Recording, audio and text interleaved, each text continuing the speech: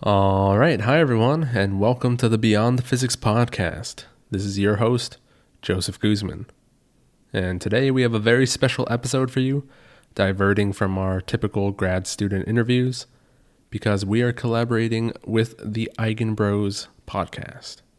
Eigenbros is run by two physicists, Juan and Terence, both of which have been on our show previously, so please check those out if you haven't already. And note that you can find this same conversation on their YouTube channel if that is of interest to you. Anyways, the topic of tonight's discussion is whether morality is objective.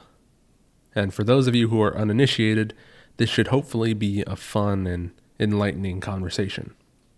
And much of what we talk about tonight is inspired by Sam Harris's The Moral Landscape.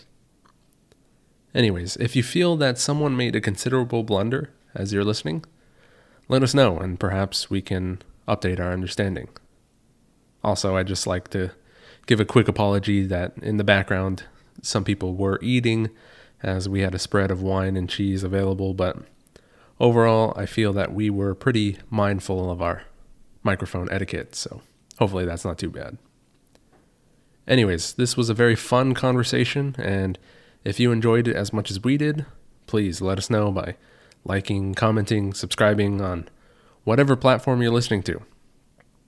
Also, be sure to check us out on Twitter and Facebook and the like. Anyways, without further ado, I bring to you Beyond the Physics versus the Eigenbros.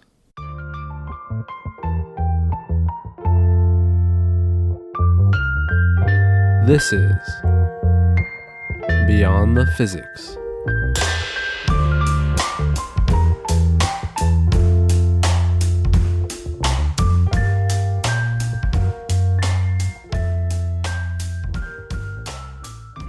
All right. Hi, everyone, and welcome to this very special episode of Eigenbros v. Beyond the Physics. Right. So, Hello.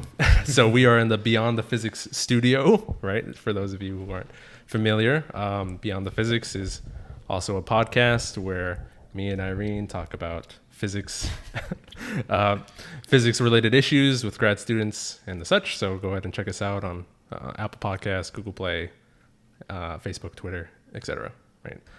And for Eigenbros, go ahead and make sure that you subscribe to them on YouTube at Eigenbros, as well as Twitter, also at Eigenbros. Right. All sounds good? That's good, Facts. man. All facts. Facts. Okay, so the reason we are congregated here today is to talk about objective morality, right? So Nice. I'll just eat all this good food here. yeah, right. We're feasting, right? That's right. Making sure everyone's comfortable. But so I guess there's a little preamble I want to stick in here because this can be kind of fraught territory. It can get kind of intense, right? So let's just try and be respectful and No. Just kidding. Right. And I guess the other thing is that we should recognize that obviously we are all four physicists, right? So we're dealing with a matter in philosophy. So I just wanted to let it be known that we can very easily bastardize the state of philosophy on these issues. So we might be a little more ignorant than, a philosophy major or something like that. Well, if we say anything stupid, people in the comments, you can always respond. Right. Just give us correction. Just don't be too harsh. Okay, so anyways, objective morality. Where to start? I guess before I sound off and we get into definitions and everything and see where we stand, just vaguely, what's everyone's intuitions on it? Do you feel like before we even talk about clarifying all the words that we're going to say here, do you feel that morality is objective? Oh, right off the gate, we got to give our opinion? I think you should. Just the yes or no, just so I know what I'm, how confident you guys are in these beliefs, right? So that we can tailor the conversation. Okay, sure. My answer is off the top, no. Okay. What about you? Yeah, I'm also going to say no. Okay. No to not objective. Yeah. Okay. Correct. Okay. I would say as far as I've been thinking about it, I would say that I can see a case where, yes, it is objective. Right, and I would also say that it is objective. So the So table it is a versus. So beyond the physics versus Eigenbros. It is a versus. Oh, hell yeah. This Not is what clickbait. Okay. So this is going to be interesting here. Let's try and. But now it's going to be whoever's at the end. It's going to be whoever destroys another one. Eigenbros destroys, yeah. or vice versa. Right. Yeah. So let's just try and clear the air and see whether we could get to any common ground here. Okay, so we have to agree, by the way, with our definitions, right? Right, exactly. So that's what I kind of want to go into next. Yeah. Right. So I think the confusion for a lot of people comes into how we're defining objective. Right. So my argument is going to be that we accept a lot of other things as objective, like science, and we're applying a double standard to morality is my issue. Right. So it is possible to be logically consistent and say that morality is not objective, but I'm going to argue that if you're going to say that, you should also say that science is not objective, right? So I'll kind of clear the air and explain why I think that. So I think people, when talking about morality, they tend to think that objectivity is that which we can be certain is true, right? And so I think the issue comes in that how rigorous philosophy really is, right? And if you want to know things to like epistemological, like how we know things for certain, it's much more rigorous than science, I think, in that aspect. Yeah, but then you'd have to define what truth is, right? Right, exactly. So I guess I'll pitch the question to you. Yeah. Okay. Is there anything that you could think of in your life that you can be certain is 100% true? But the thing is what I define to be true is something that holds constant for all eternity, is the same universally across space and time, right? And meaning if you go back in time and you go bold forward. claims already, I got to say. But that's my definition of Eternally truth. is, how do you know if it lasts eternally? Do you mean But that's just the based thing, on I the don't- time scales we've had? No, I'm so just far? saying, like, I can say something like throughout, like if I look back in history, I can say, oh, that any point in history, I can look back and say this held true. So it's all based on past, though. That's the thing. And the thing is, yeah, but that's the thing, like how I can't say with good sort of like with good faith, I can't say this is something absolutely true because as we know, the time evolution of things, right? Things can change in Yeah, of time, course. right? Yes. So I think it's a hard claim to say eternal. That's my 2 cents there. I mean, yeah. But I'll But let my you definition finish. of truth Sorry. is that something that, like, well, it has to hold true, at least in the human aspect, right? We can just look at the past, Yeah. because that's all we can sort of look at. So I would say something that's held true throughout time, at any point. So Okay, So, right. so holding that definition, then what would you say is something that you can say is with 100% certainty is true? you're saying in the scope of social things, or are we Anything. talking about like Anything. in physics? Then I guess, like, I mean, as far as we know, the some constants have held, have held true, so to say, throughout time. So like, for example, you'll say from your definition that Planck's constant, for example, is true by has held your true as far standard. as we know. As far as we know, Okay. yeah. All right. Yeah, I guess because you could say at least since the history of when we've discovered Planck's constant, Yeah. which is like no time at all in the history of anything, right. but at least you could go back that far. Yeah. I'm trying to think. Maybe better yet would be something else that maybe was more recent of a discovery or more older of a discovery in physics. So like maybe like gravity would be a better example. Maybe because at least with Newton's time, that was at least several hundred years. Yeah. So at really, least we don't have a great track record of, of knowing if something's been true for a certain amount of time. But yeah, I guess you could at least get 100 years under your belt for something, some things. Yeah. So Okay. Right. So I would say that definition that you've put forward for truth is not the definition that people apply for morality. Right. So, so like if in this instance, I think there is an answer for, at least personally, for meeting this definition of objective, right? It's that which we can be certain is true, which I know can be true for all time for my life, comes from Descartes, right? So he's famous for saying, I think, therefore I am. The only thing I think I could be 100% certain of is that I am experiencing something, that my consciousness, I am having some experience of consciousness. Yeah. Even if it's even if I'm in the matrix, even if my senses are an illusion, the laws of physics don't hold up tomorrow, I can be certain that I'm experiencing something right now. And that's the only thing I could think of, honestly, that meets that definition. I think I agree. Yeah. Because even the things what Juan is talking about is you're still dependent on history before you. Right. But as you're saying with Descartes, like to get really to the lowest levels, how do you know even that there was a history in your mind to just make that up? Right. So I tend to agree with your statement there a little bit more, I think.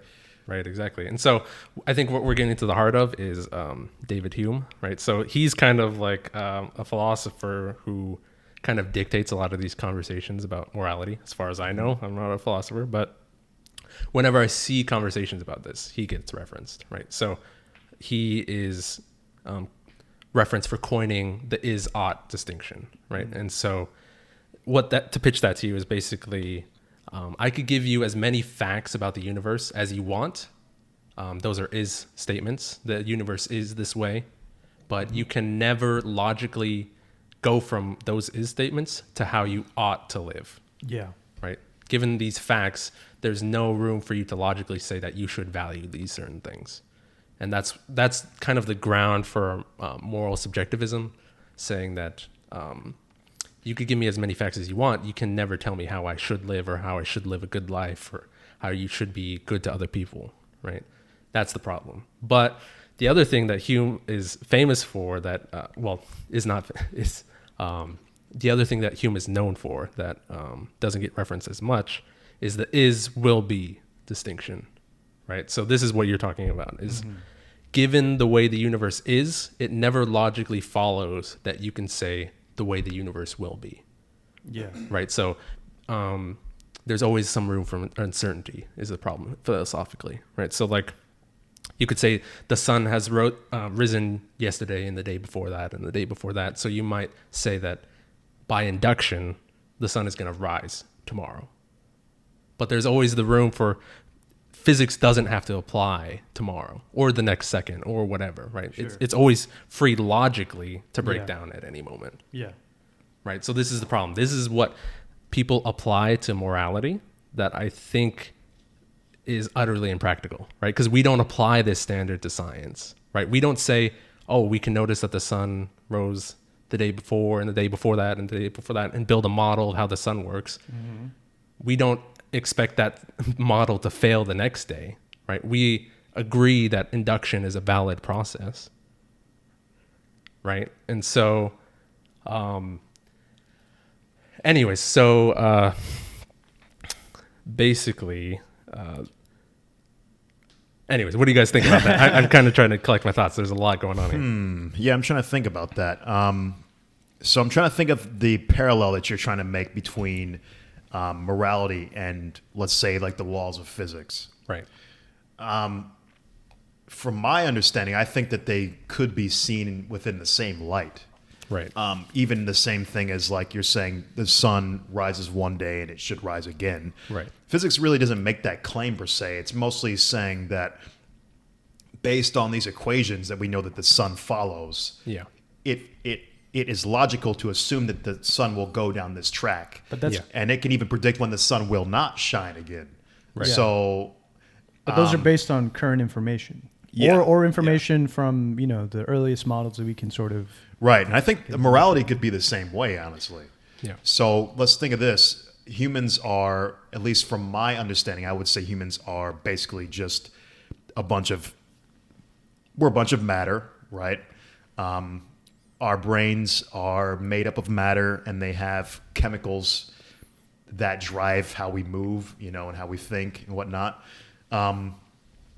And therefore, I think since our bodies do follow the laws of physics, I think you could predict in the same way that you predict the sun the let's say the rising and falling of the sun every day from perspective Earth, you could make the same kind of predictions with morality if we were tapped in and tuned in enough. Right. So let's say if our neuroscience was at the level where we understood the brain, down to the molecule, then I think you could have some kind of objective measure for what is morally good and what is not. Yeah. And I'll tell you what I think the indicator would be. So when we actually have, let's say if you do a wrongful action, let's say that you steal something, for example. If you steal something and let's just assume you're a normal person, you should be able to have some kind of metric to measure when someone feels bad, right? So when you steal something and you feel bad later on, that would be tapping into some moral, there's some moral part to that. Right. So then there should be some kind of measurable thing in that response. So the brain will release like cortisol or something, or what's the other one? Saying stress hormones. Like that. Something like adrenaline or some stress hormone, or stress chemical, for example. So then there should be some measurable way to quantify what is moral or not. Right. Now, I'm kind of defending your argument that it's subjective, right? Or objective. Yes. Right. Now, the reason I don't think it is objective, though, is because even when you're measuring those hormones, for example, I think that people probably will not register the same kind of responses. Mm-hmm. So let's say this, for example, one thing that most people can, let me think. There are certain things that will probably be more objective than others, let's say. So, for example, let's say if someone murders someone, I would think that 99% of humans are going to have some kind of, let's say if we have our measuring device, they're going to have some kind of negative reaction in their brains that release some chemical that say this is morally wrong. Mm-hmm. That respect, I believe that the morality is more objective. Now, let's say something else where, let's say you prank someone. For some people, I think they will not register an objective metric of wrong feelings, whereas someone who might be more sensitive to that will actually have some kind of release of feeling bad because they pranked someone. So that's where I think the subjectivity lies. I think it's the more subtle arguments or the more subtle things that certain people may not have the same kind of release of chemical for those particular acts. Right. Yeah. Okay. I mean, it's an interesting argument. Yeah. I mean, what's a fundamental unit in your metric? So it'd be moles, moles of cortisol or something. Yeah. Molars, like, something like, damn, what's an absolute value of a morality? Morals. An absolute value. One moral is one absolute value equal to moral. This much cortisol or something. Yeah. I think you could. I think realistically, one day we could quantify that somehow. You can try. I mean, my problem is you have to like examine the framework of why we even can think about morality, right? Where does morality come from? In my scientific view, it comes from social dynamics, right? We evolved socially. We started developing preferable behavior because of, we needed to know how to work in groups evolutionarily, right? So, there's people that got ostracized that were killing people or, did stuff like that wasn't preferable behavior. I mean, through the process of evolution, we've kind of, I think, lessened those kind of behaviors, but statistically, those things are still prevalent. And I don't think you could ever get rid of that because of probability and mutations and stuff like that. That'll be hard to ever get rid of. So, for me, morality is, it's kind of a tricky thing. I think I would like for there to be an objective morality. I think that would obviously be fantastic. And then convincing people that objective morality exists too is also Right. Right. Well, I think one thing that I should have said at the beginning that Yeah. I neglected to is that it sounds like the complaint of having an objective morality is that it could be utterly impractical, right? So I want to just say that what I am interested in is talking about this from principles, right? Morality, like in the most abstract sense, like in the most fundamental sense, can morality be objective? Can you maybe clarify a little bit? I'm not fully understanding. Right. So I'm saying the way you go about implementing or putting an objective morality into practice can get you into some really hairy territory, right? And how you even go about quantifying it or measuring it, or if we can ever get to that point, is potentially problematic, right? And so most of these things, like, they could be legitimate criticisms. We may never get there, but I'm just saying, as with physics, there is some fundamental truth underneath these equations or whatever. I want to argue that for morality, there is some underlying ethic, and that's all I'm saying. You're saying there's something intrinsic, but you're saying this moral framework only applies, obviously, right, in my opinion, to humans, right? You're saying this, it's not universal in the sense of animals or all insects are applied to this. Right. So I want to say in terms of conscious creatures, but I think Irene has a... Do you have a question that could perhaps guide Flesh this out? Yeah. She's like, I don't know if I want to share it just yet. I'm going to write a book about this one day. Yeah, no, I don't know about that, but I don't know. What do you mean by question?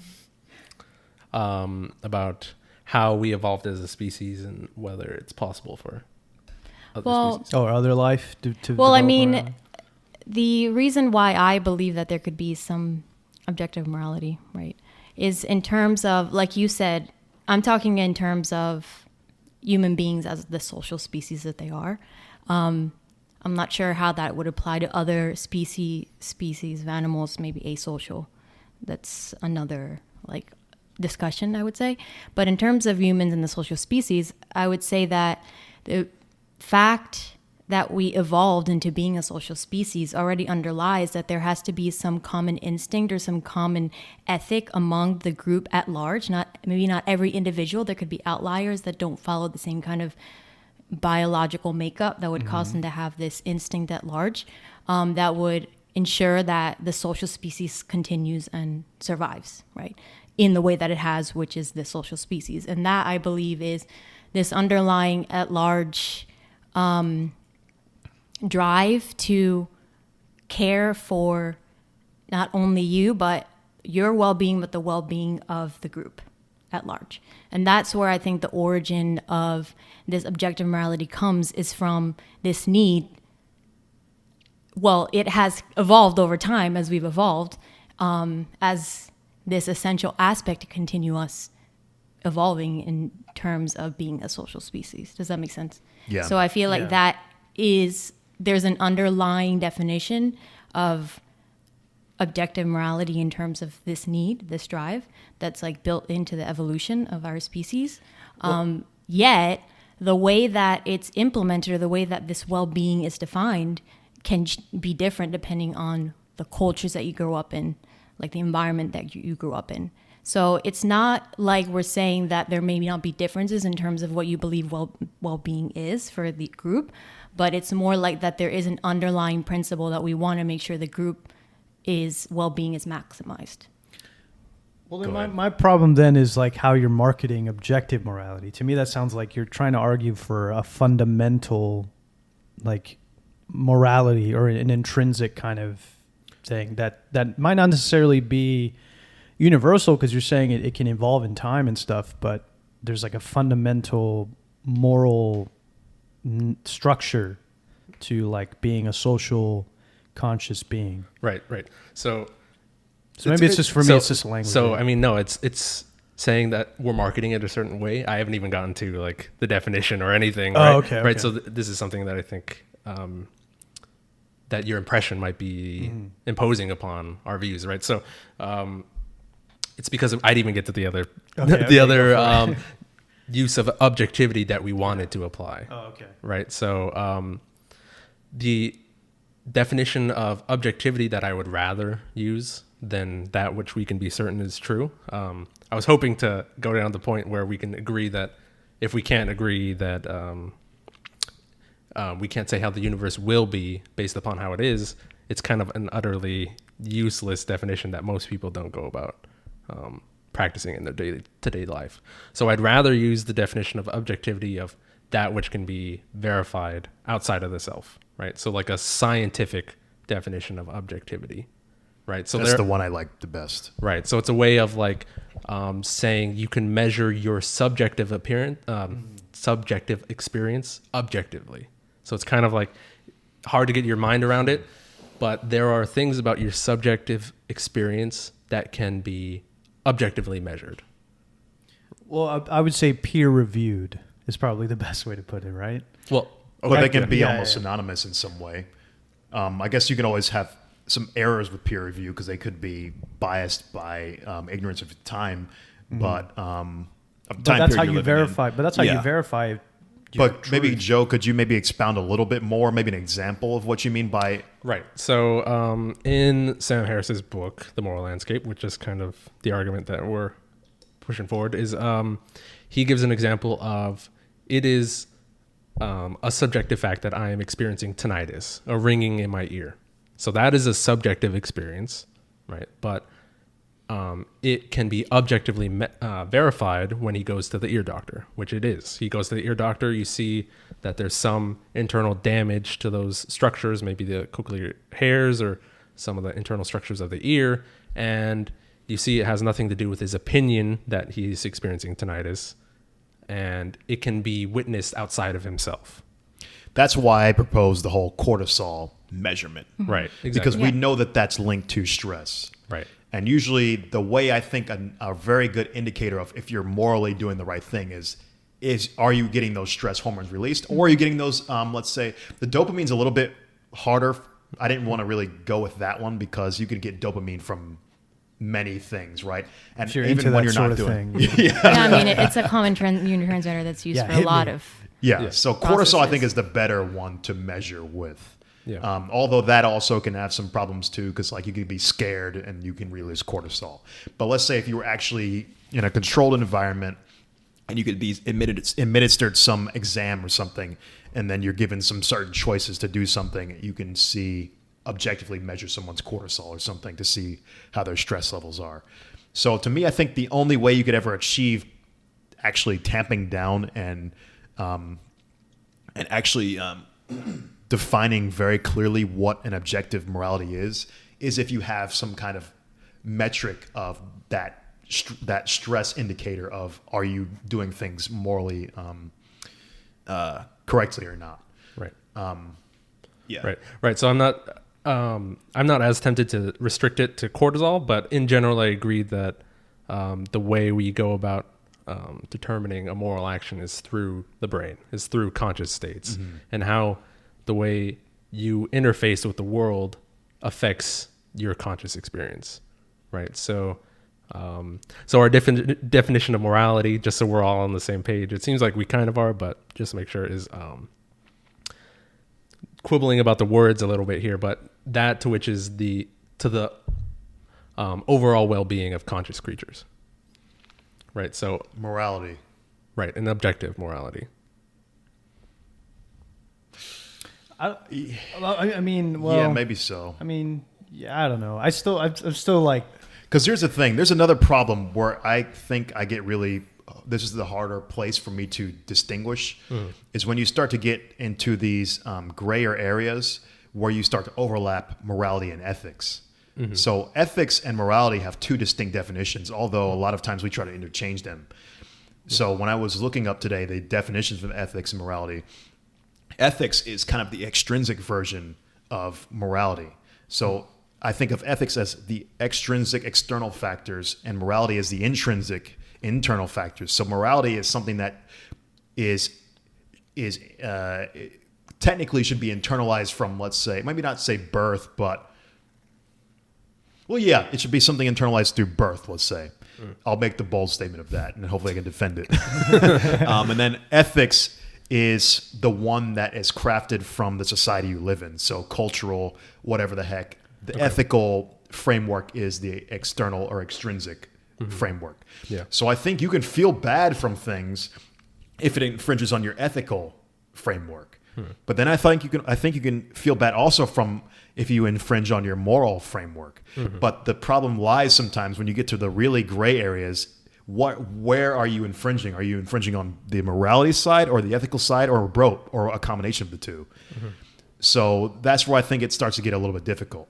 Because let's say if you, as we all can agree on, I think pretty much, it's not good to murder people, right?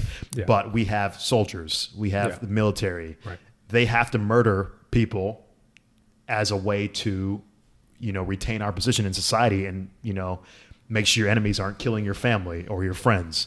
So that is, to me, what it would be an example of a morality hit, because, you're going to probably be messed up from that at some level.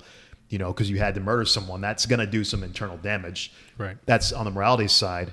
But then you can have maybe a little bit of a justification from the ethical side. Yeah. Now, whether you feel less of an impact, that would be an interesting thing to see. I would like to see if you would be in more internal anguish from killing someone in the name of good or in the name of your country versus if you were just someone who plainly just murdered someone out of spite or something.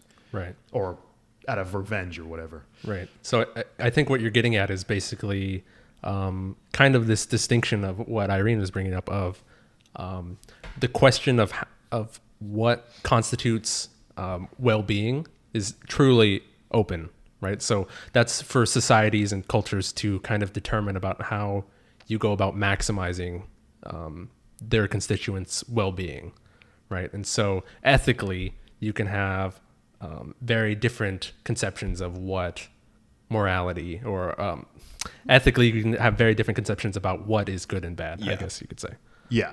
But I think at the end of the day, I think a morality is a much more rigid version where even if you have something ethically justified, your morality will give you an indicator that it's not per se. Yeah. But I wonder, my interest is there a lesser pain from that or something? Yeah. If it is justified by your society and people are telling you, you've done good and you're a hero, I wonder if it nullifies a little bit some of the internal pain. But I don't know if it does. I'm not convinced. Yeah.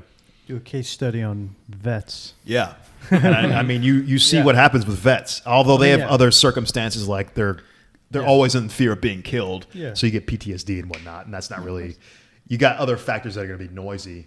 But that's from stress, though. That's Yeah, like exactly. war. That's Yeah. So there's other factors that make it hard to have a clear like metric of, does this specific action infringe on your morality or not? I think it's, right now, the case where soldiers killing people and then getting PTSD and stuff like that would serve Joe's objective morality thesis probably more because, these people are going to do something that their country says is good and come back pretty messed up from it.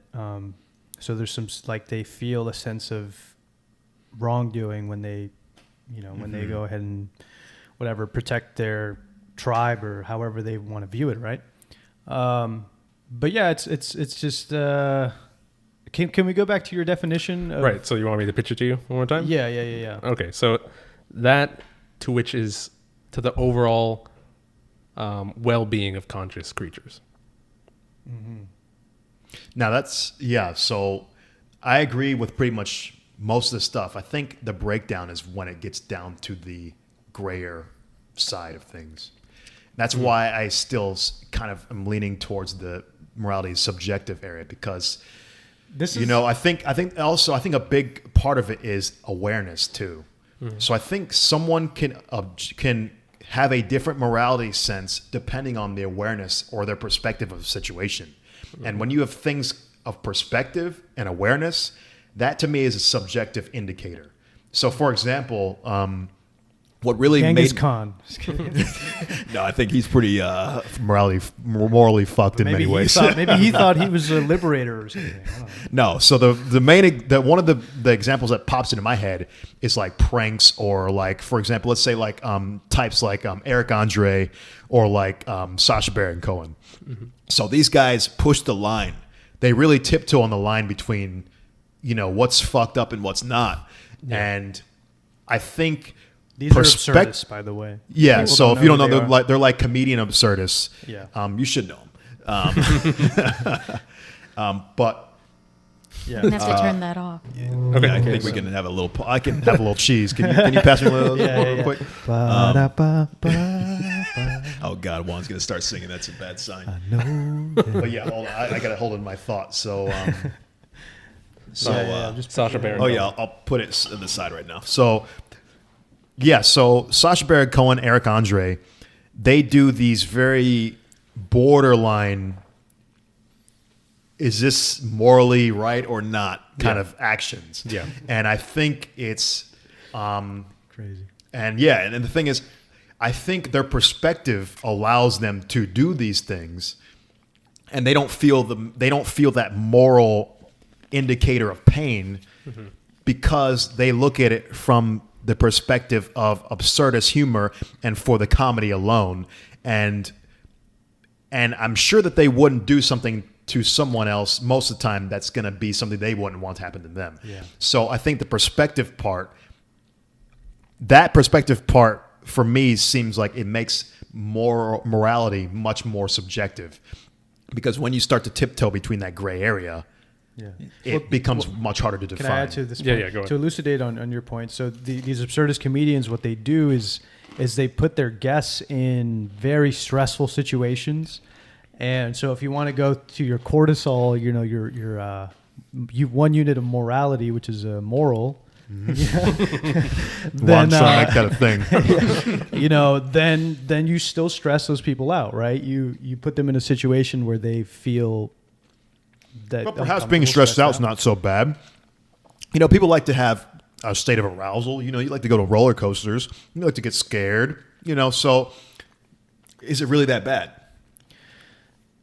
Yeah, man. See, this is why like trying to quantify these things is very tough. But yeah, and that's why I think they can be justified in it, because if they think like, if I was in that position, it's not that bad. Like I get the joke, and it's funny when you look at it later. Yeah, and you're like, it was all worth it.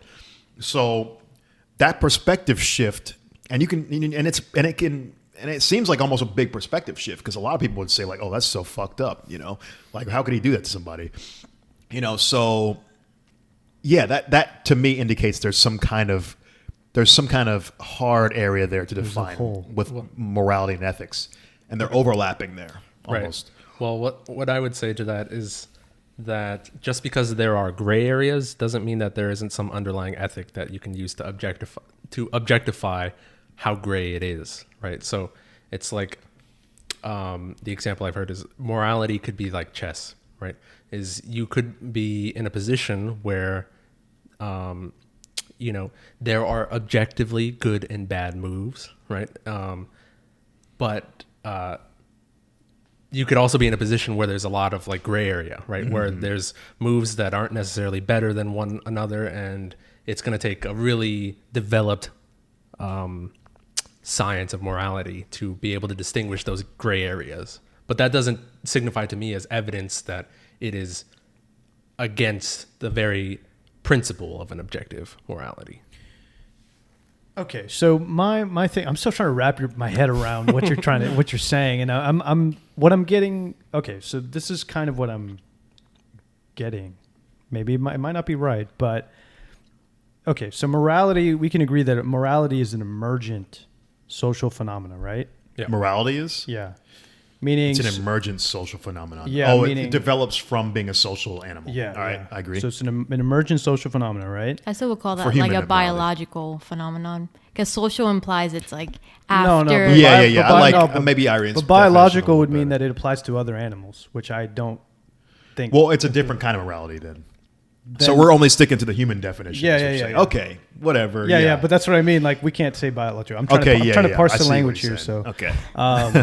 So it's a social, right? So it's a socially emergent phenomena. So, but just because it's an emergent phenomena doesn't mean that there isn't some kind of, you're saying, truth that we can extract from it, from like, there is preferable behavior throughout societies. That's kind of what you're arguing, right? Yeah. Like, murder is seen more than not, it's seen as something that's troublesome or painful for people. I mean, it's really hard for me to say because like you can look at societies like the Aztec, where they did ritual murders and they felt like it was the right thing to do. But then again, maybe they were still hurt by it. Yeah, they probably felt they just didn't understand it, But they felt like they had to sacrifice to the god. Right. Okay, right. Yeah. Then maybe I'd have to see the data, and that's kind and of also where, they could put it on the executioner. So sure, yeah. A lot of times, if you're a bystander just watching the act, Yeah. It doesn't hurt you because you're not directly doing it. Yeah. So usually the person who takes the brunt, that's why it's also like, why do they have to have an executioner? Why can't they just do it themselves, Yeah. You're putting that brunt all on the executioner. So maybe he feels the pain, but, Yeah. it's hard to say. I mean, but still seeing it, like seeing people, I don't know. But then it's like, but if you're a group, because I'm thinking about like when people were hanged for stuff, like trivial things like burglary. Mm-hmm. It's like, okay, is that really the fucking crime to pay for something like that? And some people would cheer such things. But is that overriding your intrinsic morality? Do you feel good that somebody's dying because of something like that? I don't know. Maybe in the moment. That's the other thing why I say I don't really like to measure the dopamine response. Because in the moment, let's say you really thought you were hanging a witch. You might feel a sense of relief. And then you get a dopamine rush and you're like, this is great. But then you start thinking back, was she really a witch? And then you start to actually go through it and, you knew her family and, that's when the morality kicks in, so it could be a delayed effect.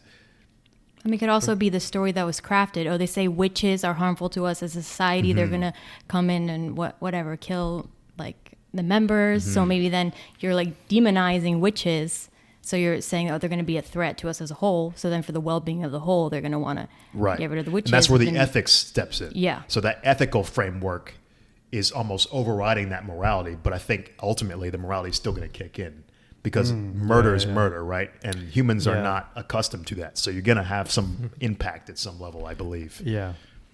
Yeah, I think there may be a case to make that there is universal, like, there's a sort of socially preferable behavior in us. Like that's how we evolved. And, once we expanded across the planet, we still carry that with us. But to what degree? I don't know. And I mean, maybe you can make the case, but it's tough. That's why I won't really argue anything on the more clear-cut cases because I think there are certain actions that are definitely more objectively immoral or moral compared to others. I think the edge cases are the hard part. Yeah. To really suss out whether morality is objective or subjective, I think it comes down to those edge cases. Yeah, because I mean, you could say it's a normal case, like where you do have outliers, but I think the way most people see objective is true in all cases. Right. So this is exactly what I was going to with the first definition. Maybe morality is a wave instead of a particle. In some cases, it's a particle. In some cases, it's a wave. That's a physics joke for right. So I guess. Well, I just want to toss in one quick statement of maybe push on your intuitions because I see some leeway coming in here. Is basically I just want to say that since you're a human, you're not born a blank slate, right? Mm. You're born with innate preferences. So I want to say that given the fact that you are a human, we already are building enough of a knowledge of your consciousness and how you interface with the world that we can say how those preferences manifest, right? We could say that you don't want to die, generally speaking, right? Normally. Right, exactly. On a normal curve, I'm not saying some ableist shit. I'm just saying like, on a normal distribution. Right. And so, and you want to be treated how others, you want to treat others the way that they would treat you, golden rule kind of thing. These are typically well accepted beliefs across, almost universally. Right. So, yeah. So I just want to say, even though subjectively you are experiencing a human experience, we know a lot about how humans go about experiencing anything, so that we could start to peer into the fact that in principle that there is some objective ethic or morality underlying this. But anyways, I want to pivot to your point is perhaps some reasons why I don't think that these gray areas are as big of an issue as it is because we don't hold this same standard to science, right? When we have a scientific consensus on something, and then there are people that come in that defy that consensus, we don't toss out the whole science because of it. There's a lot of people in the United States that believe that evolution is not true. Does that mean that biology is a completely unfounded science and it's subjective? Yes, that everyone that creationists are just as correct in principle as evolutionists, right? Evolutionary practitioners. So this is why I'm not as troubled by these gray areas. I can give you that. Right. So I was just thinking of an example of maybe where we could kind of rock the boat to maybe even make it more of a interesting example of where morality could be subjective or objective. So I was just thinking of, let's say we got to fast forward into far in the future, and we have the ability to, let's say, teleport. So humans can teleport, but let's say with the using the kind of notions of teleportation that we know now, you would have to destroy, or so let's say you have to do this. So our teleportation is we're going from Earth to Mars. You make a complete copy of person one, and then you destroy person one, and you now have a copy of person one on Mars. So let me say that one more time, a little bit better. Person A is on Earth, person B is on Mars. Or person A is on Earth, person B will be teleported to Mars through, I guess, like a cloning process. But it's almost a seamless transition. Yeah. So person A steps into the teleporter. He's actually copied. Person B is now being made on Mars, and that information is sent from Earth. So person A is now destroyed, and person B only exists. Now, that is almost like murdering, I guess you could say, person A in some sense. Not really, because person A is completely unaware of it. There's no pain. And if you're looking from the outside perspective, an external viewpoint, people are going to see person B is exactly like person A. And there's really no disconnect between their consciousness, that timeline, let's say, of life. Now, that is almost like a form of killing, though. If people get that comfortable with, I guess you could say, destroying themselves in some sense, because you could have the ability to teleport.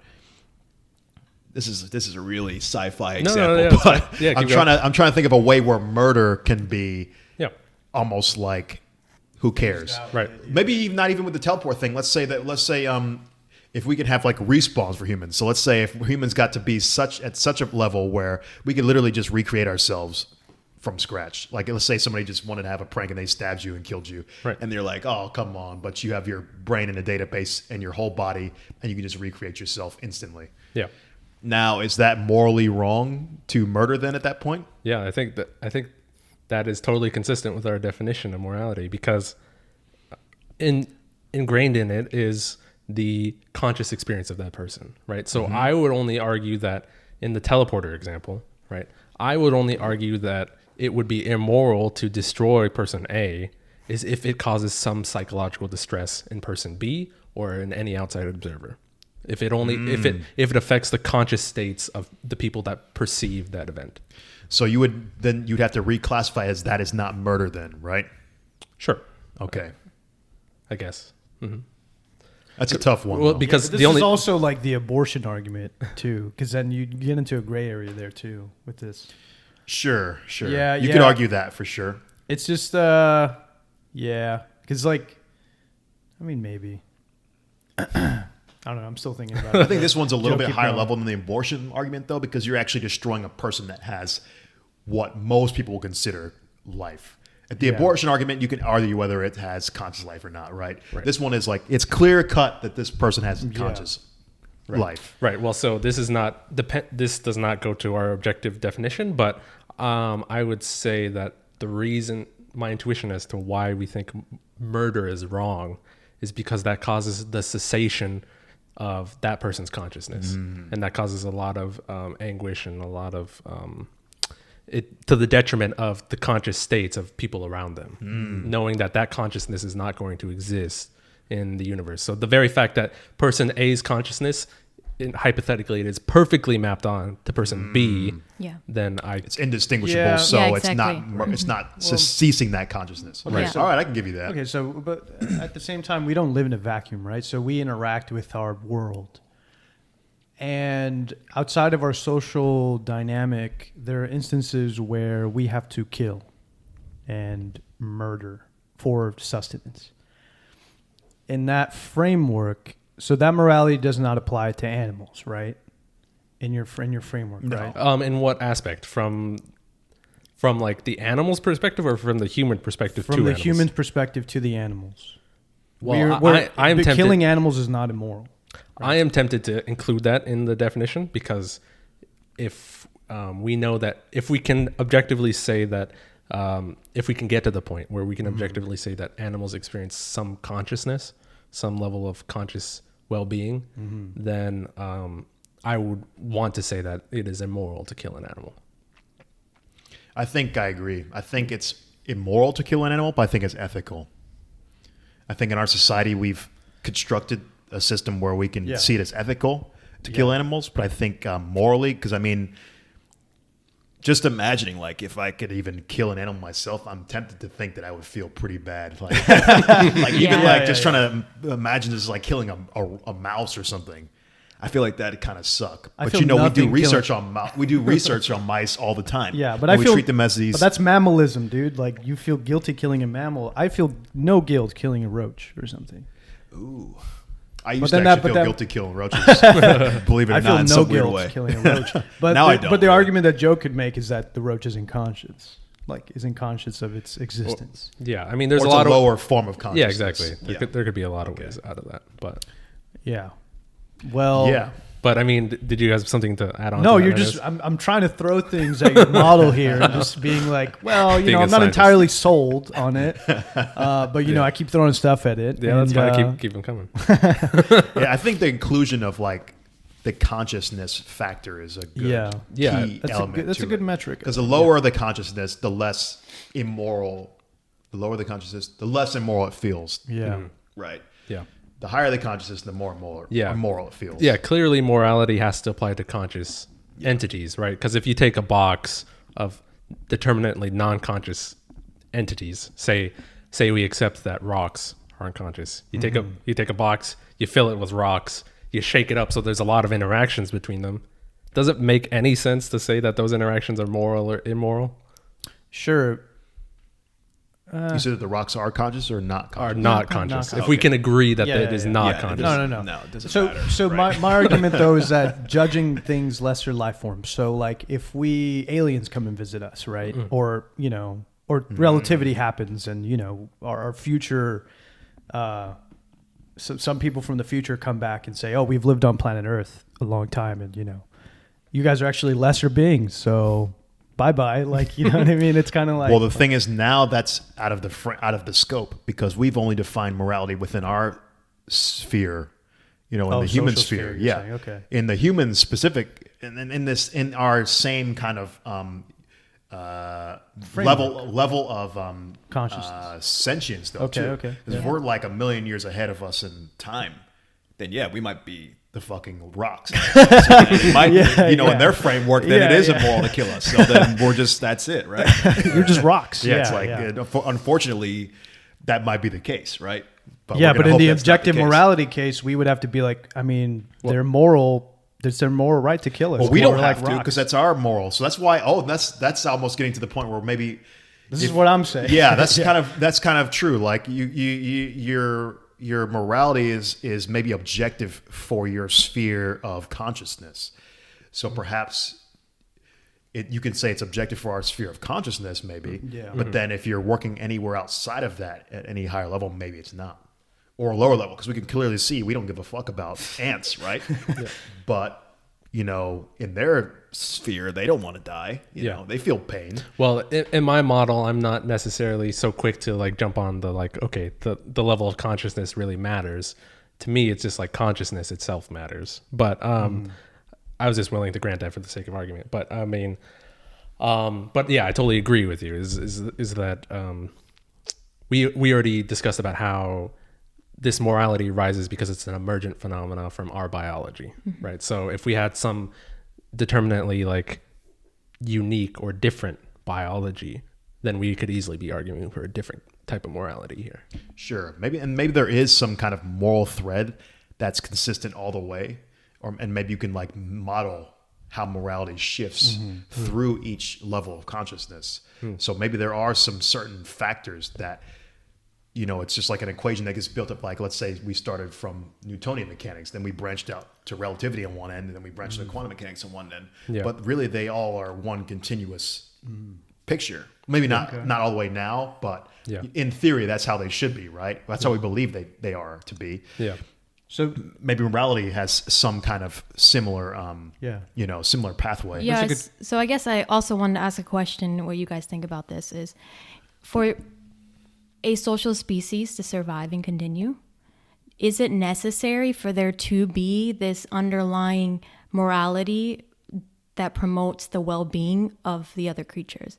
If we didn't have that we didn't intrinsically feel that we wanted to, we cared for the well-being of the creatures around us, do you think that a social species could survive in the long term? Yeah, go ahead. So I was actually going to ask, do you guys think our other cousins in our species like may not have developed Like Neanderthals? Yeah, like they may not have developed a sense of morality that we have that made us more successful than they were, right? So if you want to measure success in terms of like progeny and how much of the earth our density, in numbers, if that means success, then yeah, I think you do need a moral framework. If you want to populate the earth, then yes, you would need that. For a social species, yeah. I think so as well. I think so. It makes sense. Yeah. The only other option would be if you're not sentient, you're just operating purely off of instinct. Yeah. Like, because you can think of like collection of cells. All they do is just they get turned on or turned off depending on what proteins hit them or something, and then they're still operating as a unit, but it's completely mindless, right? So I think the only way a species that has sentience, you need that morality framework in order to guide yourself. Yeah, because it's almost like an instinct, I think. Because it could very well be that our cousins, like the Neanderthals and like Denisovans and our other anthropologists would probably speak better on this, but they may have not developed the same level of social network or social dynamics as much as we did, Homo sapiens. Yeah. So that alone might have made us more successful, having rituals and culture and shit like that increase social bonding. Like, that may have just made us more advantageous, and now we're able to sit in a room and argue whether or not morality, whether our moral superiority was what enabled us to be successful. So yeah, so a useful thought experiment that I pitched to Irene when we were talking about this is like asshole robot, right? Okay. So it's like theoretically, I could see it as possible that creatures could exist that have a totally asocial ethic or morality underlying them, but then it doesn't seem to make any sense to me logically that they could have a society or some type of social structure, right? Because if, say, you have this robot that's an asshole, right, and he just wants to basically fuck over as many people as possible to his own benefit, right? That's his definition of Fucking over other robots. or people or whatever. Yeah, fucking over other creatures. Let's just okay. Let's go to a universe where there's only other asshole robots. Okay, yeah. Right. This So- is good. Right. Okay. So we have a black box of a universe where the species is a robot, and they're all assholes, and they don't care about the well-being of other creatures, of other robots. Do you think it's possible for them to structure a society where they all coexist and cohabitate and have they could all live on planet Earth and there wouldn't be like total chaos? I think it'd be very tough because if they're constantly, because the thing is, if one of them sees some kind of advantage by hurting the other, it's going to be an obvious conclusion to just hurt the other one, right? Yeah. And if you're going to keep doing that at a high level, and they're all doing that, You then just it's just can't. leading to a path of destruction. Yeah. Right. So Well, here's I the don't think thing. it makes sense. Your asshole robot scenario is literally all instinctive life. Like, you know what I mean? Like the to me, that seems like the. I don't say the all an- instinctive life because No, I mean they're not all assholes, but they're willing to eat each other without recourse, willing to kill But yeah, young. but the distinction here is social between asocial creatures. So you can have animals that are social, like a wolf pack or Yeah. something, Yeah. and they won't work to the detriment of other Exactly. wolves Okay, typically. sure. exactly Yeah. they'll only work to the detriment of the bunny rabbit they're trying to eat. That doesn't count, right? Because they're not in their system. Yeah. So Joe's scenario, I don't think it makes sense. I don't think it could happen. Maybe the only way I could see it is if they're not in close proximity. Then you would not have then that's not a society. Then Right. you know, like if they all had their own planet, then yeah, it would work. But then that's not a society. I guess you could maybe call it a society because you could just call it like they're a planetary society or in some sense. yeah. Yeah, the only way I could ever see it working is if you redefine what you mean by social, and then they had enough proximity where they weren't gonna fuck each other over. But here's the thing: they may work Destruction. something out, though. Like we don't know if they will develop lying to taking advantage, right? So the game theory, right? If you apply like, But if you always know that the opponent's gonna lie, there's no point in. The thing is, they're always going to be taking advantage. I just of don't one know another. the degrees of freedom of. If it's what they easier have. just to kill them, so Yeah. you get them out of the way, you don't have to worry about manipulations from them or lying from them, Right. and it's easier. Yeah, to but just kill sometimes- them. But if you yeah. see some benefit in them existing, like they could take care of, they had some skill that you didn't have, and they were able to like extract some resource that you couldn't extract, then I could see how there could be some benefit in partnering. Yeah, I know But- But the cooperation. thing is, like- eventually, if an opportunity comes where they could just finish off the other one Yeah. in some way, then there's probably an order of magnitude that you can of complexity that you can only go up to if everyone's an asshole. I'm pretty sure. right. Game yeah, I theory- think you're going I'm to sure plateau game at theory, some yeah, point. I'm sure Yeah. game It's theory going to says top something out. I about feel this. like, yeah. Right, Yeah. exactly. So that's why I want to argue is like, yeah, I agree with your analysis. Is that in principle, I think these entities could exist as perhaps like a loose network of entities that could coexist, but there's gonna be a definite cap as to like how many people or how many asshole robots could exist within relation to one another because of this underlying morality. So, given the fact that we exist in a society that is as it is now, that we can observe, that could serve as some like probability, some prior Bayesian statistic kind of thing that suggests we have some underlying ethic that is counter to this asshole robot morality. Yeah, I think we do. I think it just is. It's just socially. It's just survivability just goes up Right. way more when you have an Yeah. understanding and an actual Cooperation. an actual drive to help those around you and to make sure that you're all on the same page. It's just your survivability goes up tremendously, I think. Yeah. So it's just like that's the whole thing. Was I'm like, if you don't even have to analyze things from altruism.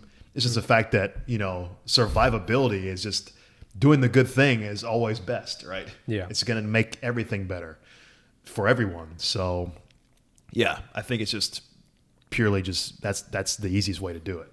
Makes the most sense. Yeah. So But you gonna say so something, so I Juan? want to gauge where you're at, Juan. How you feeling about Being convinced? I'm not. Sure. I'm not entirely convinced. Right, But so- it's a good. I like the idea. Mm-hmm.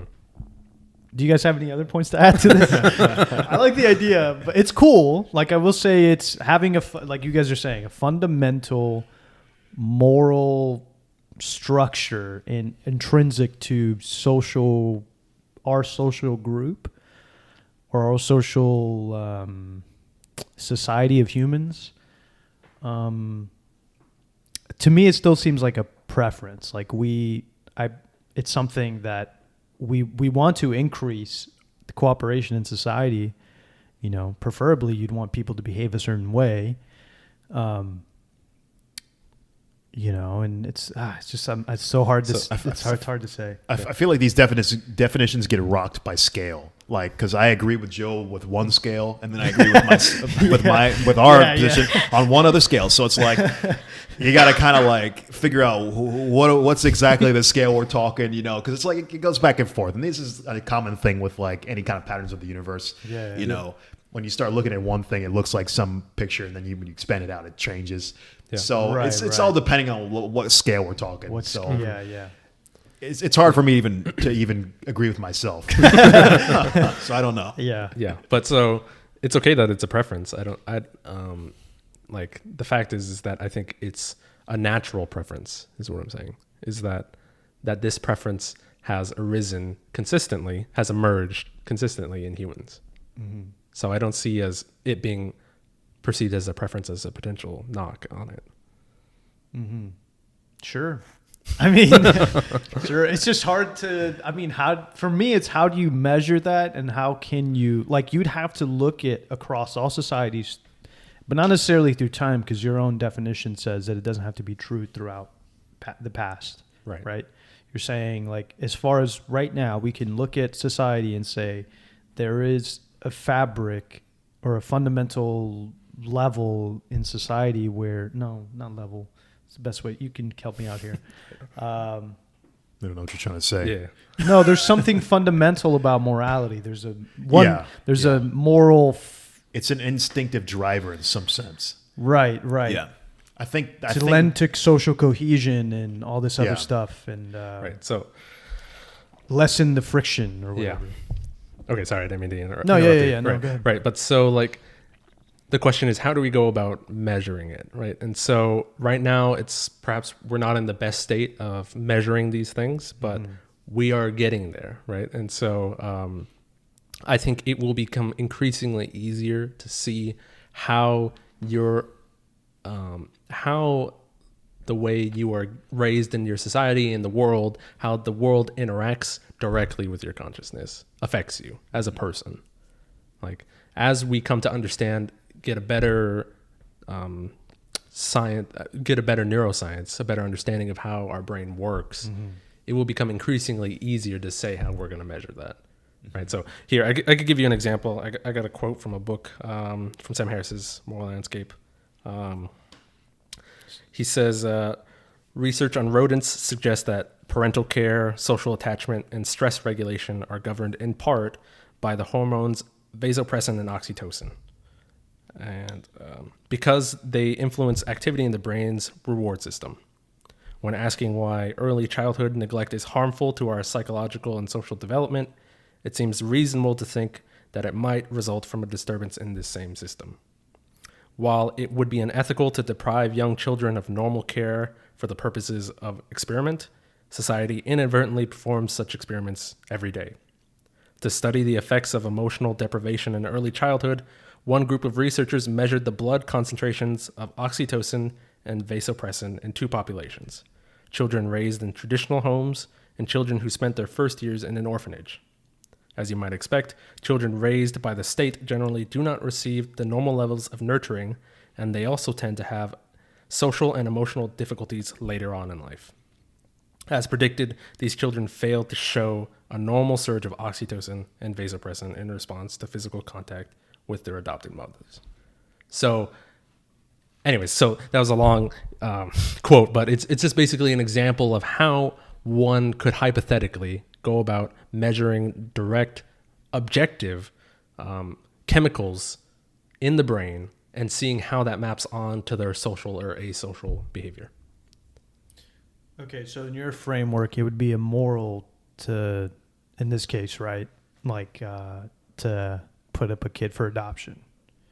Right. Well, yeah, in the sense that we care about children's well-being, about their conscious states. If we know objectively that putting them up for adoption negatively impacts those conscious states and causes them to lash out for these deficiencies given by their upbringing, then yes, I think it becomes increasingly objective to say that that is immoral. But I think it's ethical. That's the conundrum. I think with society, you have two things, and it's kind of you have to, right? Because if you didn't put them up for adoption, there's the alternative path. Imagine if the mother could not support the child. Yeah. Now she's trying to raise a child that she doesn't want, and she has a resentment now, and the kid is even worse now. Right. So, okay. Yeah, exactly. I agree with you. So you have to kind of have these ethical foundations as well. Right. Because, the person who's in that situation might be able to decide better what's going to be the better outcome. But I think your argument, Joe, is I think I'm starting to get it now. So you're just saying that, like, if we can, as long as we can all agree that these things are bad, you're saying, like, in this case, you would have to convince me, but this isn't natural to me. Giving a kid up for adoption is wrong. Like, you would tell me that. And I'd have to agree intrinsically that it's wrong because you're saying in your framework it's immoral, right? I would need to be convinced in of the that. objective framework. It's immoral. Yeah. I mean, according to your thing, but to me, it's not immoral. I would now that you give me information, I need to be convinced that it is immoral. So in that case, Well, he just did because he said that the lower levels of but I'm saying before he told me this, I had no position on like putting up a kid for adoption. But he's telling us that it would be wrong. Well, wait.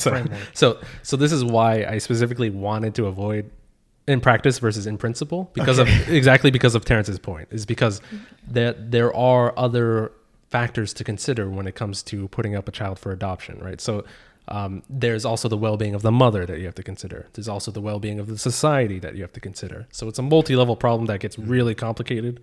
So if we're just zooming in on just the conscious experience of the child, then it becomes easy to see that that is objectively immoral. But that's not even the full picture either, because like you said, there might be this scenario if the child is not put up for adoption, that child might actually, the well-being can be lower than if it was put up Over for adoption. time, yeah, so it's right. It's a maximization of the well-being with what's available, with the options that are available.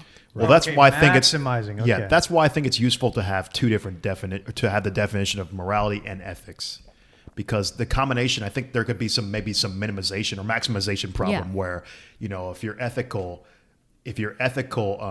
let's say if it's ethically high and maybe morally kind of low, it's kind of like has a balancing, or like the sum of the two.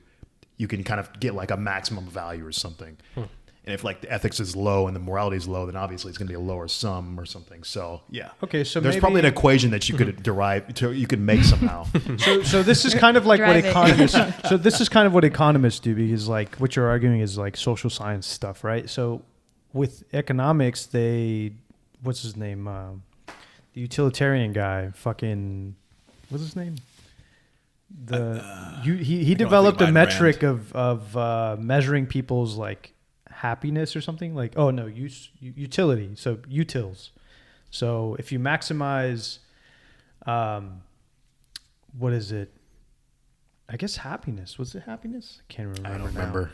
But for you, maybe some of you out there know in the comment section. But there's this idea of maximizing utility. I think it's maximizing happiness. Correct me if I'm wrong. But and there are certain philosophical scenarios where you maximize your utility or whatever that means, right? And in your case, you would say you need to maximize morals, Well-being. Your case of well-being and that human being. Like, what scenario does that?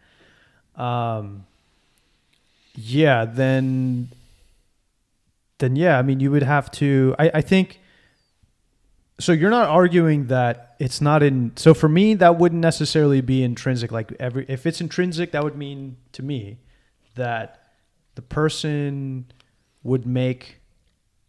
knows what the right move is or knows the correct result, but they do the opposite. You know what I mean? Like, given the information they have, they're able to look at the situation and say, this one's clearly the right move, versus a situation where I picked what I think is the right move, and then somebody coming back and saying, well, you chose wrong and you're wrong, like you're immoral or something like that. Then that would make the case for me that it's not necessarily an objective morality if I'm not able to discern from a scenario myself to choose which is right and which is wrong. Do you get what I'm saying? It's kind of a So are you saying if every individual person can't come to this same definition of morality, then it's not objective? Can't come to, like, if they're all given if they're all given the same scenario across all the, right now across all the world, given one scenario, if they all pick one answer, and then say you tell them, actually, the answer you chose is immoral, like, then that argument to me would be that it's not intrinsic because these people didn't know what the right answer was. Well, so just because people can be mistaken about facts doesn't mean that there isn't some underlying ethic here.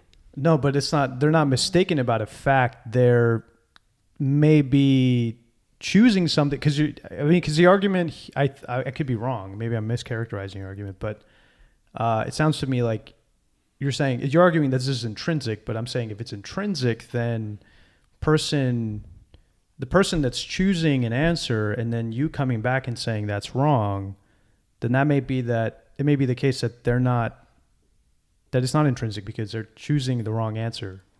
So what I'm saying is there is an intrinsic principle. How people apply that principle may be inconsistent across individuals. Right, because Okay, you can't look to people to. I don't know. I wonder if you guys are talking across each other because I can't really tell right now. But yeah, you can't really leave it to people to decide on what is objective or not. Right, objective is only left to people who can actually. There should, I guess you can leave it to people, but there should be a clear-cut way to determine if something's objective. Sure. So there should be some metric. But what you're saying is, I don't really understand because you're saying like, are you saying that because they cannot tell if it's an intrinsic morality that it could maybe an ethical problem? No, because if the person doesn't know, like say you take a survey and then everybody chooses a different answer, right? Okay. And my argument is that how can you say, I could be wrong, how can you say that so this thing is intrinsic when the people intrinsically don't have this instinct? Well, I would say that going back, we can also use the example of putting up a child for adoption. Mm-hmm. It seems like the point that I'm trying to make too, that I agree with, is that there's an intrinsic desire to do what's best for that child. Mm-hmm. But maybe what you choose as what's best for that child is different than someone who's more educated in the possible outcomes for all the options might be. So maybe they would choose something else and say, put the child for adoption, where you might say, oh, I'm going to keep the child because it's better for the child to be with me, even though they might grow up in a very erratic environment that overall might actually decrease the well-being of that child. So where you think you might be maximizing it because you're not as educated, in the end, it ends up that someone else's choice was actually going to maximize that child. So okay, that's more what I was trying to say. Yeah. It's more like you intrinsically you have the motivation to want to maximize and do the best that you can, but you may not, because either maybe the ethics that you grew up in your culture or because you're uneducated, you can't make that choice that actually does maximize the well-being. Right. So the argument, I'm probably still getting fucked up on the objective term stamped on there because that's what I'm trying to say. It's like but you're saying the intrinsic part of it is you want to do better for the child in some case. But I'm trying to say that in some cases, some people that might not be their first instinct. That might not be their first thing that they go to. So that's fine. That's perfectly consistent with our model. But then in your case, it would be immoral to do that. Yeah. But then my case would be like, well, that's not necessarily there's something that's not intrinsic to them, and that breaks down right there at that person. So remember, the definition of objective that I want to continue with is that which is verifiable outside of the self. So like a scientific definition of objective, not something that every person can necessarily come to the same conclusion intrinsically. It's something that there may be some guiding principle here. Yeah. There could be outliers to that whose definitions of morality could differ, right? So like, think about, here's an example I want to pitch to you in terms of science, right? Say you take a group of 10 people and then you drop a ball, right? And you ask them, can you model how that ball is supposed to move? Right. And so say all 10 of those people aren't educated in physics. They know nothing about how the equations of motion for gravity interact with the body. And so they all just write some gobbledygook. No one comes to the same conclusion. Does that suggest that there is not a fundamental force acting here? No, I mean, that's... I'm saying, is it possible for everyone to be mistaken about this underlying truth? Yeah, but everybody would still be able to observe. I mean, everybody would observe that it's falling down. Nobody would get it. Yeah, I mean... Yeah. I mean, I see what you're saying. And you're saying that the analogy is that in the framework of morality is that no one's figured it out yet, you're saying. Sure, probably. In this sense, right? Yeah. Yeah, I mean, I'm not taking away from that. I'm saying, look, I'm just trying to flesh it out. Yeah, of course. Because yeah, I'm still a little bit skeptical. I mean, I wouldn't be a scientist if I wasn't skeptical. But yeah, it's an interesting thought. It's an interesting thought. Also, do you agree with me on that? That it's possible? Yeah. I mean, it's because it's something that hasn't. I mean, it's something that is seen but has not been described, so to say, described well or modeled well, right? Pretty much. The argument here that you're making is that, like, yeah, morality is seen, but it's not well described, maybe, depending on maybe what kind of metric you want to use. Sure. But yeah. Yeah. Okay.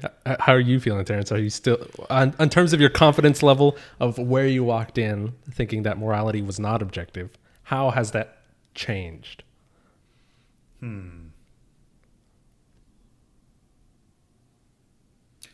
The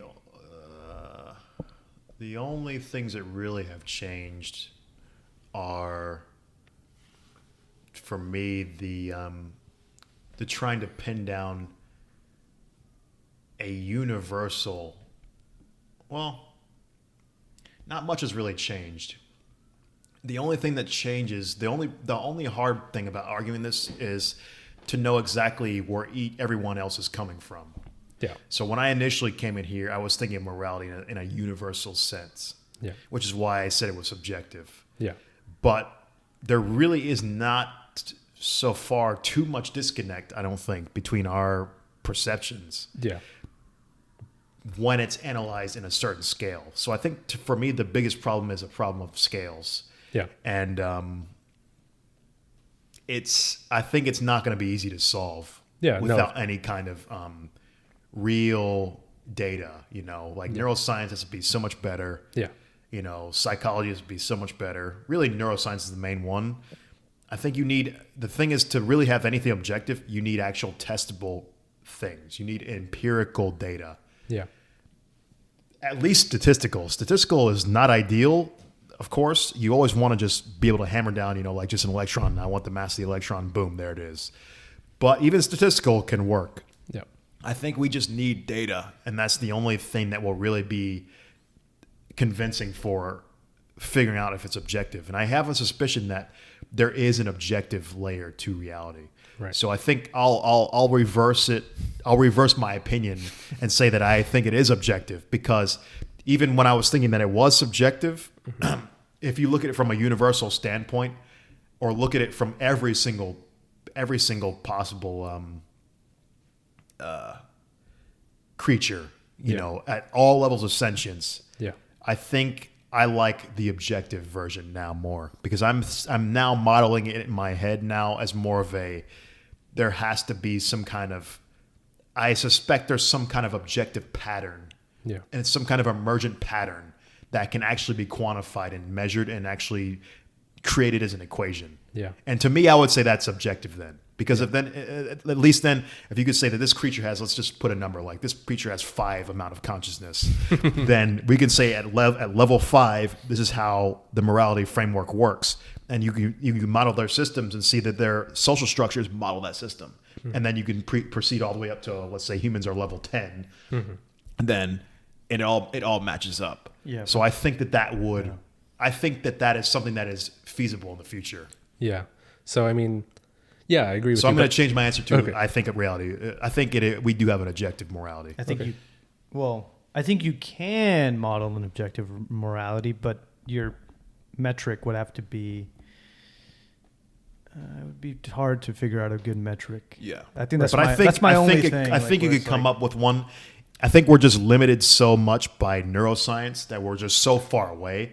All this could be complete bullshit, right? This is all based on intuition, which you know we all know for sure as physicists that intuition is you get fucked way hard after a while. You know, if you're looking at the wrong scales. So yeah. So this is all based on intuition.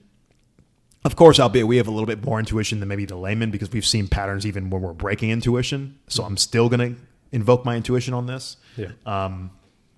But yeah, I think I'm leaning more towards now in the best possible framework for tapping down morality as it is an objective morality. Right. If we had the proper metrics, we could do it. Yeah. That's what I'm going to say is my intuitive thought on it. I'm saying it can be objective.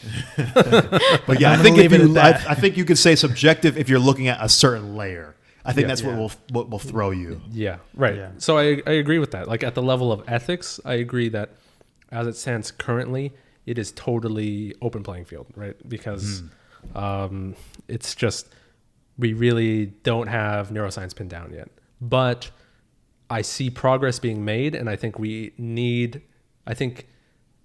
if this claim is true, I think it has important ramifications for how we should structure society and stuff like that. So I think it's something that we should really start considering as possibly true, right? Because I think there's a lot of, because of this double standard that we have for morality versus science, it really rigs the deck against ever making any progress on this, right?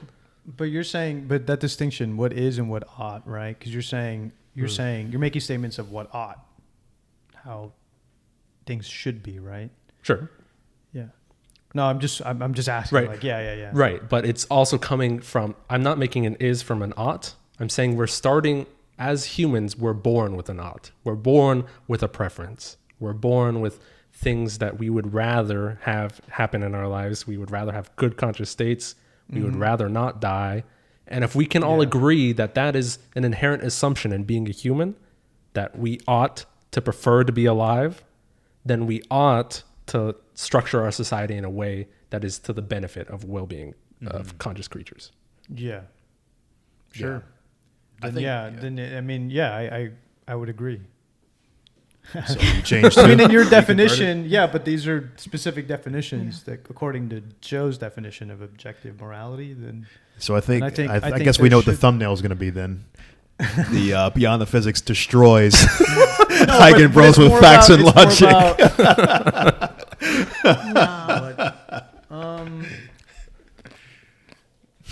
It's more about like how we should structure society because of this. Like we can definitely allow murder, but we would still feel bad. But people being murdered. We do kind of allow murder for death penalty. I mean, we allow murder for people going to war. That's an ethical argument, I think. Yeah, well.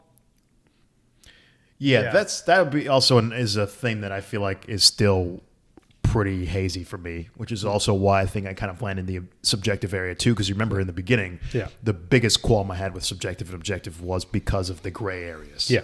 So, and I think the gray areas, we'd have to suss out the difference between ethics and morality a little bit better too. Yeah. Because you need ethics, right? Yeah. Even in your example with the adoption, clearly there's a more ethical decision than the other one. Yeah. So there needs to be some kind of equation that quantifies the ethical aspects to a system alongside the moral aspects. And then you also have the underlying equation for morality. But the ethical one, I think, is going to be a harder one to tap down because that is more a subjective framework there than a moral one. When you say equation, you're not just saying like a T-chart, right? Like you're not just saying like something like a T-chart, pros and cons. You know, you're saying like I'm saying like a model, actual real equation. But with ethics, I think it'd be a lot. I think ethics might be either impossible or a very hard equation to make because I think ethics falls under the realm almost of like the subjective cultural aspects. So I think morality is the more steady framework. Yeah, have you seen those equations? Like social scientists have equations for certain things. No, they're insane. They're like 16 terms. Yeah, I'm sure they're horrendous because it's like any dealing with anything human or anything. Right? Yeah. Right. Dealing with anything beyond physics sucks because it's so hard. Well, I mean, there's too many variables. Right. I mean, maybe you can in the future. We can actually model these kind of things and get to a good degree of accuracy where you get to actually measure, you know, like you're saying, morals, like your unit of bettering people, like how you're saying well-being or measuring well-being. I think that will start happening when certain fields start to be more and more combined. You can already see it today, like with certain fields, like let's say like neuroscience. You got people working in computer science, mathematics, biology, physics, all doing neuroscience. So when these fields start to become more blended and more unified, I think that's when the possibilities will start to be really crazy because then everybody will have the same tools as, let's say, a hard science in maybe something that's considered more of a softer science nowadays, like let's say psychology or something. If you can start predicting people's behaviors to a T based on neuroscience and stuff, then I think it's going to start to get really more tapped down. But it's only soft because, you know, the degrees of freedom, right? They're just so large that you can't. Too many variables. You have to start making assumptions and stuff. Right. Well, that's the definition of soft science. It doesn't mean it's easy mode. It just means that it's for those actually, people. it means actually almost the opposite. Like it's hard mode because every single conclusion you make is like, sure, there's a degree of uncertainty. It might be true, but also it might not be. I mean, look at Freud. His whole career is pretty much bunk, and he was a genius back in his day. So that just shows you. But so I guess that's why it's important that we come to an agreement on whether this objective morality exists in principle, because it's kind of hard to develop a science of something that you don't have a definition for, of something that you can't even test, right? If we all believe that morality is subjective, that someone who does something that most people would agree is morally wrong, but if moral subjectivism is true, there's no way we can say it's wrong, right? If we can't come to an agreement of saying like, okay, this is wrong and this is right, at least normatively speaking, then how do you go about testing anything? Sure, Right. Yeah, but then it also, I think it comes down to education too, obviously. But then this is why I'm still kind of on the edge here. But maybe you can educate me on this some other. But also, are you talking about ethics or morality? Do you accept my definitions of ethics and morality? But that's what I'm saying. You'd have to be educated on the ethics and morality just so you know how to operate yourself within the framework of being a morally good human being, right? Which is, I mean, like you can still do bad things. You can still, you can still make bad decisions and do things morally bad, like in society, right? You can kill someone, go to prison and come out and of course. I mean, does that mean you're forever a bad person? That kind of thing. Anyway, it's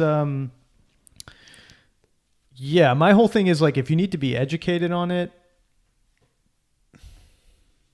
I don't know, but that's my thing. Do you need to be educated on physics? Yes. Does that mean that there is no underlying physics of the universe? No, there is. Yeah. So but I'm saying but social interaction, it's like you can be taught, but but the thing is we don't need, like within physics, we can have some, it's like you don't get to break the laws of physics, right? Like you just live by them. But do you get to break the laws of morality? I'm not convinced. You kill somebody. But that's not breaking the laws of morality. I think the thing that would be breaking the law of morality is, can you actually feel a pain response from doing it? Well, I mean, I could throw a sociopath at you and it would be... Yeah, It but would be that's like, okay, that's well, that an person outlier in the definitely system. feels I that. think so. I'm talking about only normal humans. Well, then no. Then I guess if you're excluding outliers and just looking at Yeah, people always. like that, Of course, you got to generalize things at some level, right? sure. Yeah, but I'm saying those people fit. It's hard to fit them in your models, and even just accounting for madness sometimes. Like people have like they murder out of love or out of passion, or in the moment kind of thing. And temporary insanity is what some people plea. And yeah, it's like Yeah, but that still wouldn't make your action morally good. no, but to me that would kind of, I mean, this is why I'm saying like I feel like it would break your model. I don't think in a it would. I sense. think it would be like, let's say, the fact that we have a transition from classical to quantum mechanics. Your system, once it transitions into that certain realm, then you have a whole different framework of the system. So you can always treat outliers as they're a different part of your system now. They're just the extension to your system. Oh, I see. Okay. You see, so it's not like it breaks your system. You have to. That's why you always say to start with the generalized version of your system first, and then you can build the outliers later on. Okay, that's fair. Yeah. Yeah. Right. Okay, so I guess I did want to ask you another question, Terence. Is I wanted to get a sense of your intuitions, right? Since we were talking about them, is that is your intuition the same as mine in terms of that we are going to be increasingly making more objective claims about consciousness, about how your actions in the world directly affects the conscious states of other creatures, right? As we learn more about neuroscience, will we learn more about how those neurochemicals or express themselves in terms of your behavior? I would certainly hope so, because I think that's like the ultimate direction that we're trying to push for, right? Right. So I think that's the ultimate goal, right? Yeah. We want to be able to. It would be beautiful for scientists if we could just predict everything, right? We want to always try to make predictions. We always want to analyze things and understand things to the highest possible levels.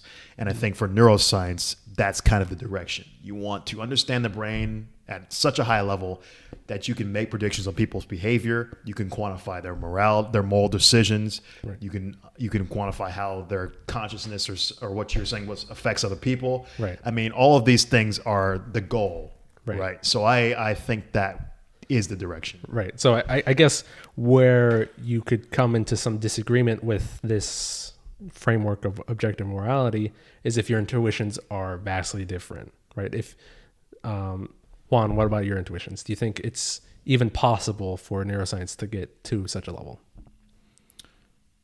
Yeah, sure. Sometime in the future. Yeah, you could. I mean, you just need the technology and the wherewithal to be able to model all these variables and characterize them properly and have the models be tight. I mean, yeah, I mean I guess in theory you could, but in practice, Well, I'm saying, That's a question mark. what's your intuition? Do you think that is like, say, however many years in the future, 100 years from now, 200 years, whatever, can we start to make more and more objective claims about consciousness, about your experience of consciousness, I guess? I don't know, dude. I'm gonna be honest. I don't know. Maybe it's the wine talking, but I don't know. It's the one talking. I feel like it's definitely possible already with like technology that we see. Like you can track people easily, right? They're working on technology to be able to really read brain waves so they can understand like connecting your thoughts to the specific brain waves. We can already like monitor people's heart rates and like with the smart watches, right? So if you combine all this technology and then also some way to read like the neurotransmitters going off at all moments instantaneously, where like people could be wearing these trackers at all times and then connecting their location with the location of the person they're interacting with, then like recording that interaction and then recording their reaction to the interaction and then your reaction to the interaction. And then with all the computing like space that we can probably have in the future even more, right? So I bet you can... Right, we're not even close. With Yeah, quantum exactly. computers, You can take all that data and realm. it can be like quickly... using all the technology that you already see that we're getting in all these sectors, I see that as totally possible to be able to get all that data, sort through it, understand it. Computer program can do all that for us, right? So right. To me, like the best way to analyze these things, if it's possible, with our limited intuition, is like, does it violate the laws of physics? If not, then yeah, it's probably going to happen, right? Yes. So all of these things to me do not seem to violate any laws of physics. So to me, it's just like the only barrier then is time. So if we don't literally destroy ourselves as a civilization, then it's like these pathways are inevitable almost. Yeah, that's what I'm saying. In theory, it's possible, but I don't know. Will we ever get to that point, right? Sure. Time, right? I mean, if we're going to nuke ourselves to hell, then maybe not. I mean, we could do something gravely immoral to every human on Earth and nuke everybody. And sure. I mean, Well, I guess I'm asking because your intuition could be that we could never solve these problems in terms of consciousness. If that's your intuition, that we can never get any objective claims about consciousness whatsoever, then I could see a case being made of, okay, then there's no way for us to even test an objective framework. Yeah, I mean, you don't need to do all that. Like, you can just map things. Like, I mean, it's not like you're mapping certain behavior from the brain to certain inputs, and you're reading those things. And you know, I think the mystical aspect of consciousness is slowly dying. Because we've already have things that really defy that already. Like, I don't know if you're familiar with the split brain experiment. No, but the thing is, we don't need to understand it. We might know how certain things I'm function. saying, like, the only times that people are going to ascribe to saying we won't ever understand it is when you start to get at the metaphysical aspects. When you're trying to say that consciousness is something that emerges from outside of our universe, you know, or some kind of soul or some cosmic thing. Well, not cosmic in that sense, but, you know, like metaphysical. So I think that understanding is already slowly dying. So, you know, if it's something that exists in the material world and you can quantify it, it's going to get quantified. Hopefully at some level, you know, if time allows. Yeah. So, you know, I think we're getting past the stage of thinking that consciousness is something that cannot be tapped or cannot be nailed down. You know, it exists in the real world. I mean, you might not even need to understand it. Is my point. You could just map. You could just like. Really like internalize it is what you're saying? Like quantum mechanics. Like, we don't know what the fuck is happening with quantum, but we know all the math. And you know how to do it. We know how to work with it. Yeah, I mean, I agree. That's it's what I'm something saying. like that. You can do that, and that may be possible. I'm just trying to make sure that people aren't saying that it's something metaphysical. Oh, I see. Okay. You know, because people always want to assert a soul into the equation and all this stuff that is not necessary. Yeah. Right? So, yeah. All right. And I think there's another way of proceeding with this argument for objective morality, whereas if we can come to an agreement that free will doesn't exist, then you can really put the nail in the coffin. But I didn't want to cover too much ground today because I knew that there was a whole other there's already enough here. And I think since we're all scientists, that we might have been able to make significant ground. I don't know. What is your guys' impression? Did you guys take a good amount away from this conversation, or? Sure. Yeah. Of course I did. I got a nice little better framework now built for morality that I didn't have before. The thing of thinking about how morality changes between consciousness, I really want to explore that more now. I'm going to actually probably be thinking about that tonight. I've heard cases of people trying to make, I used to believe in objective morality, but I used to believe in the traditional sense of the word, where, you know, I had an inkling, an intuition of it, but I was convinced otherwise because of historical like just instances and cases and anthropologists, you know, writing papers about different societies and stuff. But in your definition, you make the case of like looking at our sphere now, and you can look at morality as an emergent phenomenon and stuff, but we're looking at what's preferable behavior in terms of maximizing well-being, then I guess you can make the case, is what I'm saying. Like, I haven't seen it written in the way you have it sort of thought it out. Maybe. I mean, as I'm saying, I haven't seen Joe has been pulling from Sam Harris's what is it? Moral Landscape. Yeah. Like, so it has been written in some sense because he's been pulling a good bit of arguments from it. But I don't know, does he argue for an objective morality? Yeah. Oh, okay, well then shit. You just got to look at Sam Harris. I guess I got to Even though look he's at a Sam Harris. snooze fest. Well, there's a whole like rich. It's like, what? Controversial statement. Yeah, of because the the day. thing is, to make a case for anything, you have to give a good case for anything. You have to give, you have to be aware of your limitations. You have to also say, these are the limitations of my model. These are situations and scenarios that I can answer, and these are scenarios that I cannot.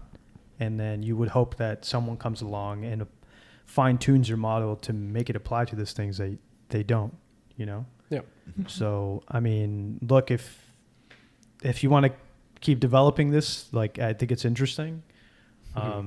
You can go all day with this. Yeah. Because the thing is, this is in philosophy territory, right? In philosophy, you can just talk all day until you're blue in the face and, nothing's ever going to get solved. You get a better mental image, but really, at the end of the day, science, that's the only way you're going to find answers. Yeah. Right? We're all scientists. We get it, Yeah. Yeah. I'm sure we all realize this. But that's what now. my If you want thing is. Like, questions answered. I'm just like you. I still have to see it put through the ringer, and but that's what I'm saying. Like, I'm glad you brought us on because it's like, Yeah.